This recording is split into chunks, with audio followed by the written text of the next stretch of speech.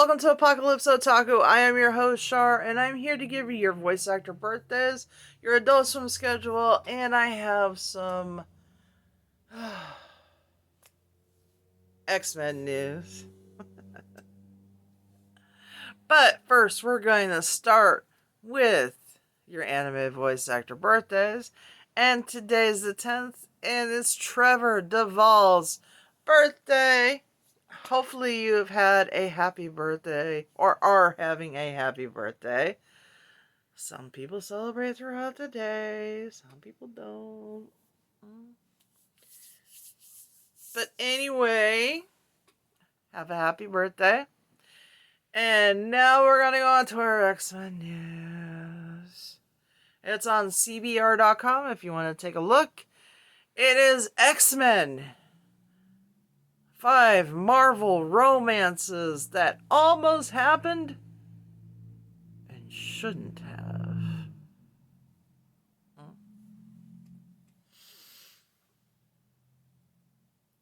The X books have had a large amount of near-miss relationships over the years. Here are 5 of them, and why they're better off they missed. Today, we take a look at a few near-miss relationships with X-book characters. In drawing crazy patterns, CBR has spotlighted at least 5 scenes / moments from within the comic book stories that fit under a specific theme. Basically stuff that happens frequently in comic books. Note that these lists are inherently not exhaustive. They are a list of 5 examples. Occasionally, CBR will be nice and toss in a 6th. So, for instance, no instance is missing if it is not listed. It's just not one of the 5 examples that CBR chose.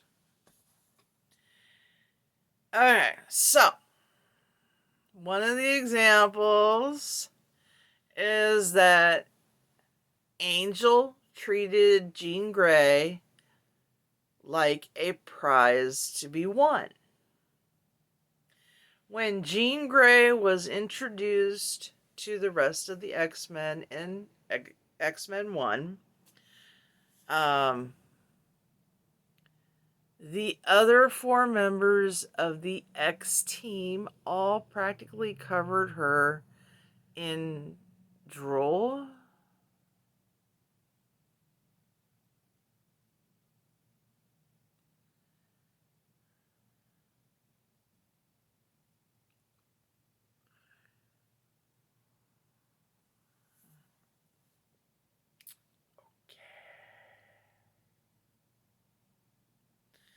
I don't think it's literal drool. I think it's just like, oh, she looks cute.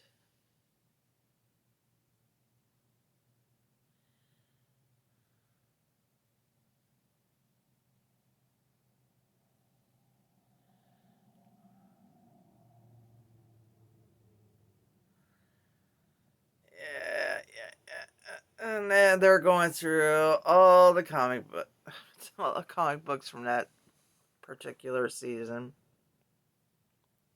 Now, don't get me wrong. The CBR is not saying that the Cyclops whole just glower and hope that Jean somehow figures out that I'm into her approach. was way better. But Warren was still pushing where Gene was not into him at all. Even when Roy Thomas ultimately moved on past their romance in X-Men 31, it was like, okay, Gene, choose between us two guys. Like, huh?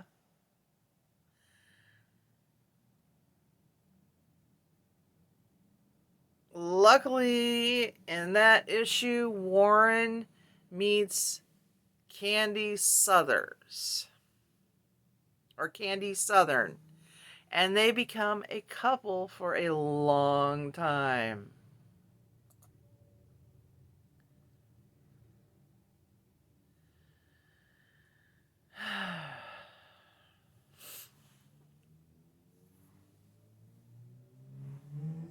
CBR wrote in the past of how awesome Candy was and how dirty she was done later in the pages of X Factor. But let's put it this way briefly. You know how we all give Cyclops grief for ditching his wife and infant son to go rush to Jean Grey when he turned up alive, when she turned up alive? Well, how come Warren doesn't get the same grief for ditching Candy in the same way and making her run his company while he was off mooning over Jean?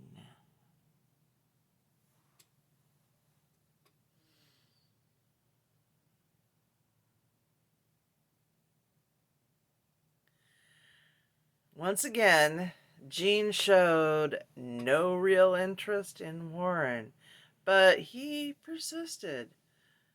Never a good look, Warren.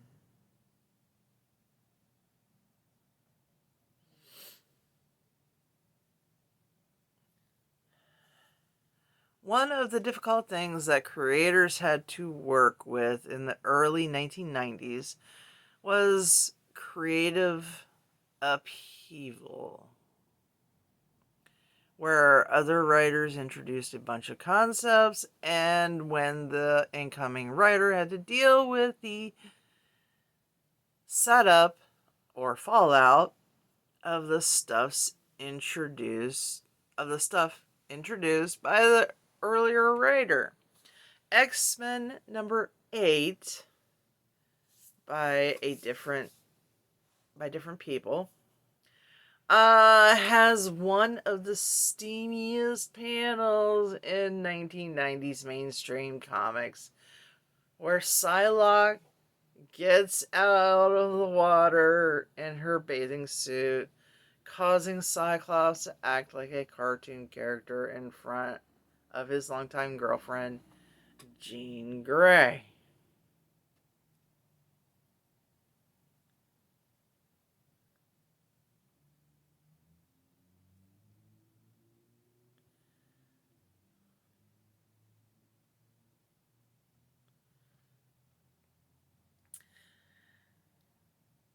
Lee clearly was going somewhere with this, as seen in the next issue, also by the same people.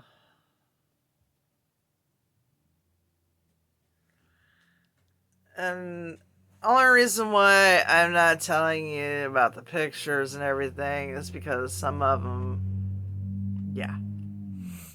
But then Lee was off the book, and Fabian Nikiza took over writing duties, and he felt that he had to keep up the subplot, and so in X-Men number 12,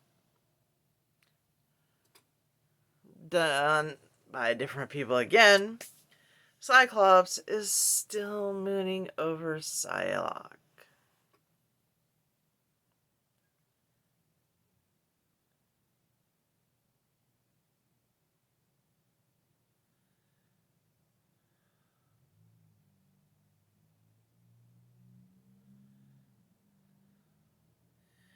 Which he does for the next few issues until X-Men number 20.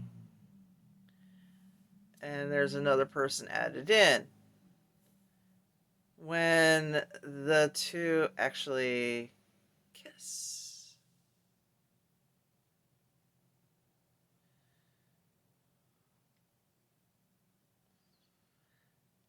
However, Nikiza was always planning on having the Psylocke deal just push Cyclops into marrying Jean Grey, which is a fine enough narrative on Nikiza's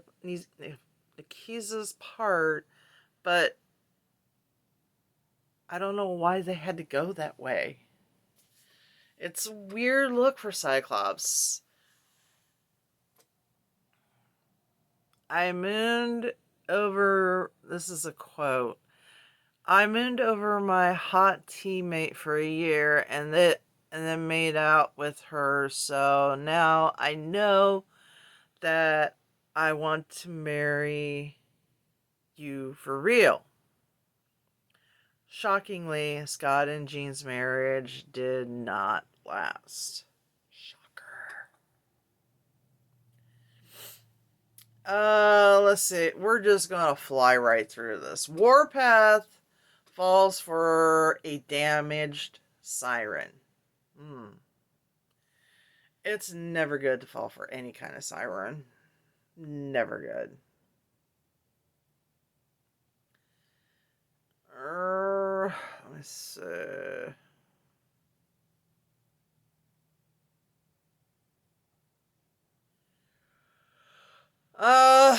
Cable and Storm inexplicably become a thing.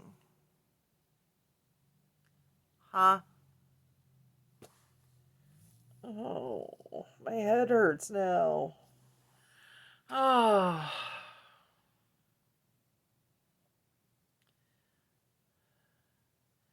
They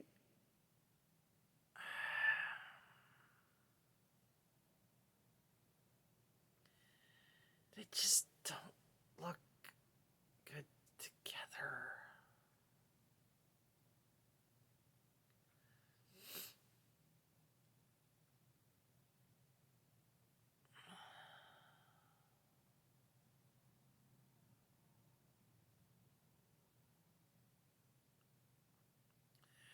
Rogue and Colossus have a connection.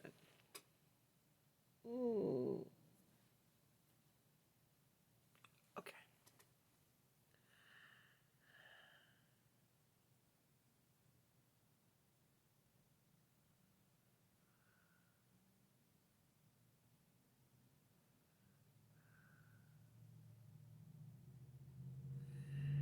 And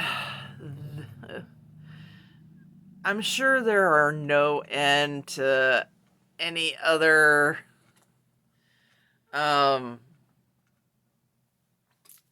very bad cartoon comic book relationships. I mean this is just like a little bit. We're just talking about Marvel here. I mean, there's probably bad relationships in DC. I mean, all over the place. So now we're just gonna go right over to Adult Swim and go from there. Starting at 9 o'clock, you have Bob's Burgers, and 10 o'clock, you have American Dad. 11:30 is Rick and Morty. At midnight, Robot Chicken. 12:30, Aqua Teen Hunger Force. 1 a.m., The Venture Brothers. 1:30 is going to be Rick and Morty. 2:30, Robot Chicken. 3 a.m. is going to be Aqua Teen Hunger Force, 3:30 The Venture Brothers, 4 a.m. Off the Air, 4:30 Home Movies, and if you're still awake at 5 a.m., it's going to be Bob's Burgers.